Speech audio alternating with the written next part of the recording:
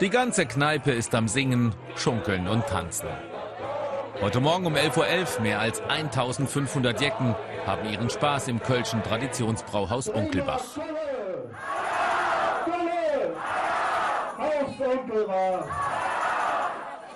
Doch bevor die große Party steigen kann, hat Gastronom Alexander Manik gerade am Vortag noch jede Menge Arbeit. Damit die Kasse an den Karnevalstagen klingelt, holt er mit seinem Betriebsleiter Frank Wegener Wechselgeld bei der Bank. Eine Tasche reicht nicht für die wertvolle und 200 Kilo schwere Ladung.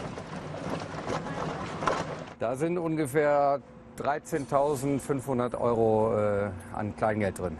Warum genau die Zahl? Sind das Erfahrungswerte? Oder? Das sind Erfahrungswerte, weil wir einfach gelernt haben, dass die 1-Euro-Stücke, die verschwinden, man weiß nicht wie, also als wenn die Leute sie verschlucken, am nächsten Tag ist nichts mehr da. Ein Tag vor Karneval, noch kaum vorstellbar, dass in dem fast 100 Meter langen Brauhaus an Weiberfastnacht kaum noch ein Durchkommen sein wird. Das Bier ist bereits angeliefert, in 3 Kellerräumen stehen die Fässer. 20.000 Kölsch werden allein an Weiberfastnacht über die Theke gehen, schätzt Alexander Manik. Das sind jetzt alles 50 Liter Fässer. Wie lange braucht so ein Fass morgen, bis es durch ist?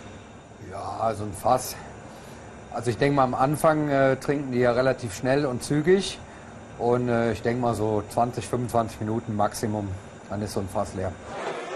Oben im Brauhaus läuft trotz der Vorbereitung das Kölsch auch am Tag vor Weiberfastnacht. Und das, obwohl hier ein paar Stunden später kein Tisch und kein Stuhl mehr stehen wird.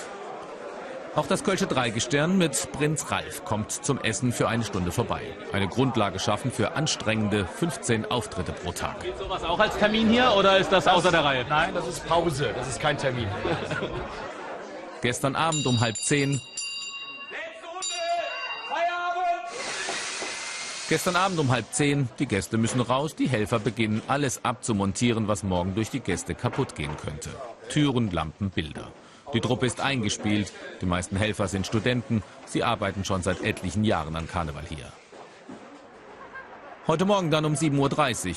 Schon in aller Früh hat sich eine Schlange vor dem Haus Unkelbach gebildet, obwohl das Brauhaus erst um 9:30 aufmacht. Wann seid ihr denn aufgestanden heute? 5:30. 5 Uhr stand der Wecker. Und dann schnell in Schale geworfen, weil... 6 Uhr Leberkäse, ein Spiegelei und dann umziehen und dann los. Um 7 stehen wir hier. Im Brauhaus die Ruhe vor dem Sturm. Alexander Manik und seine 40 Mitarbeiter stärken sich noch beim gemeinsamen Frühstück, bevor der Stress losgeht. Um 9:30 geht dann endlich die Tür auf. Seitdem heißt es für die Karnevalsfans schunkeln, tanzen und feiern.